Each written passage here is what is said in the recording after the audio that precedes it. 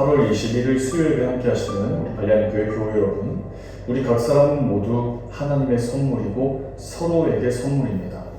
우리가 비록 영상으로 예배를 드리고 있지만 발리안교회 공동체를 기억하면서 사랑으로 기도하며 섬기는 우리 모두가 되시기를 주님의 이름으로 축복합니다. 우리 다 함께 찬송가 324장 찬송하시겠습니다.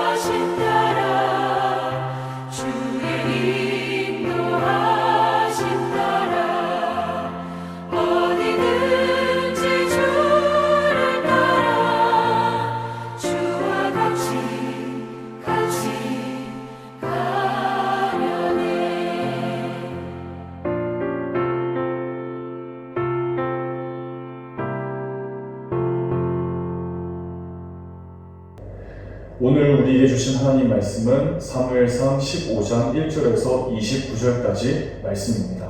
본문 가운데 주제 말씀인 사무엘상 15장 24절 말씀을 함께 읽어보겠습니다. 사울이 사무엘에게 이르되 내가 범죄하였나이다. 내가 여호와의 명령과 당신의 말씀을 어긴 것은 내가 백성을 두려워하여 그들의 말을 청종하였음이니이다. 사울은 13장에서 첫 번째 불순종의 죄를 범했습니다. 이 죄로 인해 왕위가 박탈되는 치욕스러운 심판의 소리를 사무엘로부터 듣게 됩니다. 여호와께서 왕에게 명령하신 바를 왕이 지키지 아니하였으므로 여호와께서 그의 마음에 맞는 사람을 구하여 여호와께서 그를 그의 백성의 지도자로 삼으셨습니다 라고 사무엘이 이야기를 했던 것이죠. 그리고 오늘 본문 15장에서 두 번째 불순종의 죄를 범합니다.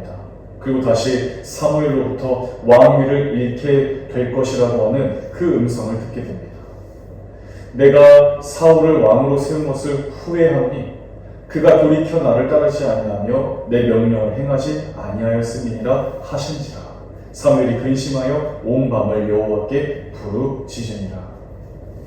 하나님께서는 이 사울 왕을 폐위하시는 이 원인에 대해서 하나님의 명령에 대한 불순종이라고 그렇게 말씀하시는 것입니다. 사울이 하나님의 말씀을 우선순위에 두지 않았다는 것이죠.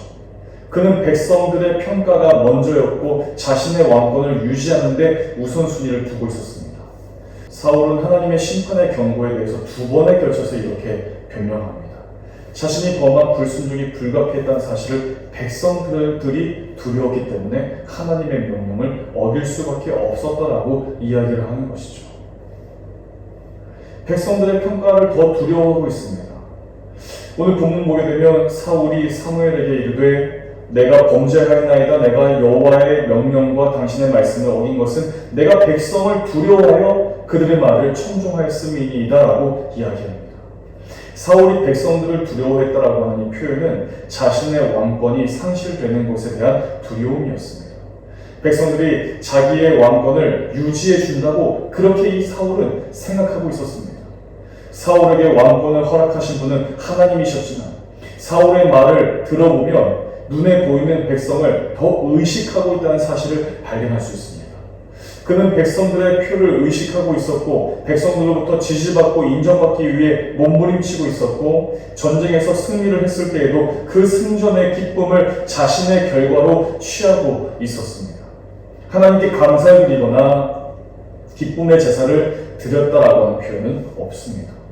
자기가 취한 승리의 기쁨을 만끽하고자 이 갈멜의 이 승전비를 세웠다라고 그렇게 기록만 하고 있습니다. 사울은 눈에 보이는 백성은 눈에 보이지 않는 하나님보다 더 의식하고 더 두려워했습니다. 왕이 되기 전만 해도 자신의 지파와 가문을 가장 작은 자로 생각할 정도로 겸손했지만 사울은 왕이 주는 힘과 그 권력을 맛보면서 서서히 그 권력을 집착하게 되었다는 사실을 보게 됩니다. 하나님 앞에 겸손했던 첫 마음을 상실하였고 권력이 주는 교만함에 빠지게 된 것입니다. 그 마음이 교만함으로 가득하게 되었을 때 하나님의 영이 그에게서 떠나게 되었던 것입니다. 그리고 하나님의 영이 떠나는 그 순간 하나님을 두려워하는 마음도 사라진 것입니다. 하나님을 두려워하는 마음이 떠난 그 자리에 사람을 두려워하는 마음이 자리 잡게 된 것입니다. 사무엘이 하나님의 심판의 말씀을 전달하기 위해서 사울 왕을 방문했을 때조차도 사울은 이 양심의 이 전혀 가책을 받고 있지 못했습니다. 오히려 당신의 하나님 여호와께 이 제사하려 하여 양들과 소들 중에서 가장 좋은 것을 남겼습니다라고 뻔뻔스럽게 그렇게 핑계를 대고 있는 모습을 보게 됩니다. 양심이 살아있는 사람은 하나님을 두려워합니다. 그러나 양심의 낙인이 찍힌 이후로 이 인류는 하나님을 두려워하지 않게 된 것입니다. 마음이 굳어버리게 되면 그 인간은 하나님을 두려워하지 않습니다. 출애굽 당시에 이 바로왕도 목을 곧게 하고 마음을 강팍하게 하고 하나님을 두려워하지 않았습니다. 사울 왕이 바로 지금 그러한 모습입니다. 하나님도 사무엘도 더 이상 두려워하지 않습니다. 당당하게 변명합니다. 핑계를 댑니다. 자신에게는 잘못이 없다고 우기다가 나중에 실수를 인정하지만 이것도 진실된 마음이 없는 변명에 지나치지 않는 것입니다. 힘과 권력과 높은 자리에 앉은 모든 사람들은 반드시 겸손해야 합니다. 그리고 그 자리가 하나님으로부터 주어졌음을 겸허히 인정할 수 있어야 합니다.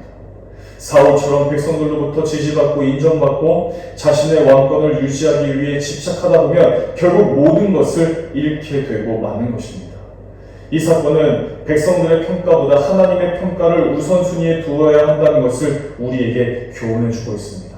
말씀에 대한 적용으로 이 사울 왕과는 달리 하나님의 평가를 가장 두려워했던 사도 바울의 고백을 우리가 생각해 보시기를 바랍니다. 이 사도 바울은 갈라디아 교회 교인들을 향해서 사람의 평가보다 하나님의 평가를 더 중요시한다라고 이렇게 고백을 합니다. 내가 지금 사람에게 잘 보이려고 하는 줄 아십니까? 아닙니다. 내가 원하는 것은 하나님의 인정을 받는 것입니다. 내가 이제 와서 사람을 기쁘게 하겠습니까? 내가 아직도 사람을 기쁘게 하려고 한다면 나는 그리스도의 종이 아닙니다. 자신의 속마음을 돌아보며 하나님보다 더 두려워하고 있는 것이 무엇인지 살펴볼 수 있어야 합니다. 우리 마음의 중심은 언제나 하나님의 평가를 더 두려워하는 진실된 마음을 품고 살아가야 합니다. 보이지 않지만 누구보다 더 냉철하게 우리의 삶을 꿰뚫어 보시고 준엄하게 평가를 내리시는 하나님을 두려워하는 겸손의 마음을 가질 때에 우리는 넘어지지 않습니다. 사람의 마음을 기쁘게 하는 것도 중요하지만 하나님의 마음을 더 기쁘게 하고 하나님께 인정받는 사람들이 되시기를 주님의 이름으로 축복합니다. 우리 이 시간 함께 기도하겠습니다.